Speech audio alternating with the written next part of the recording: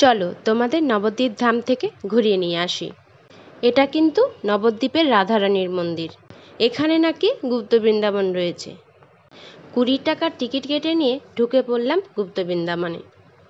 ঢুকতেই তো প্রথমে মহাদেবের সাথে দর্শন হয়ে গেল।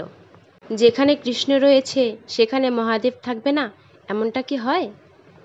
তারপরে দেখো আছে রামায়ণের দৃশ্য, যেখানে রাম লক্ষ্মণ সীতা নৌকা পারাপারের জন্য তরুণী মাঝির কাছে রয়েছে। এদিকে দেখো শ্রীকৃষ্ণের জন্মের পর পিতা বসুদেব যখন নন্দালয়ে যাত্রা করছিলেন। আবারও রয়েছে রামায়ণের দৃশ্য, লক্ষ্মণের শক্তিশাল।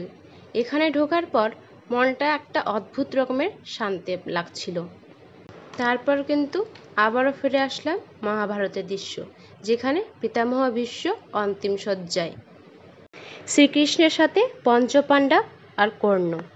আমরা এখানে গিয়েছিলাম রাসের সময়, তাই ভিড় কিন্তু যথেষ্ট ছিল।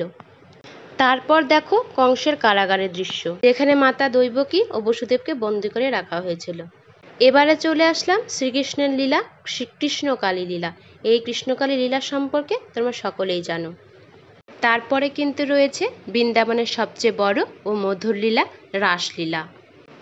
দেখো স্বয়ং শ্রীকৃষ্ণ একাই যখন সমস্ত গোপীদের সঙ্গে লীলা করছিলেন, কি অপরূপ সেই দৃশ্য, তাই না? দেখে চোখ ফেরানো যাচ্ছিল না। যার প্রতিমা এত সুন্দর, সে না কতটা সুন্দর ছিল। তারপর চলে আসলাম কলিযুগে, অর্থাৎ নবদ্বীপে নিমাইয়ের বাল্যলীলা, যেখানে বিষধর সাপের সঙ্গে নিমাই পণ্ডিত খেলা করছিলেন, সেটা দেখে সচিমাতার ভয়। এবারে রয়েছে কিন্তু নিমাই পণ্ডিত শ্রীবাস সঙ্গনে কৃষ্ণকথায় আলোচনায় রত। তারপরে আসলো বিদায়বেলা, নিমাইয়ের সন্ন্যাস যাত্রা, কিভাবে তিনি জগতের কল্যাণের জন্য গৃহত্যাগ করেছিলেন। এটাই ছিল নবদ্বীপের গুপ্ত বৃন্দাবনের দৃশ্য। ভিডিওটি ভালো লাগলে একটি লাইক করে দেবেন, চ্যানেলটি সাবস্ক্রাইব করে পাশে থাকবেন। আর এর আগে তোমরা এখানে কে কে গেছো অবশ্যই একটা কমেন্ট করে দিও। ভিডিওটি শেষ পর্যন্ত দেখার জন্য ধন্যবাদ।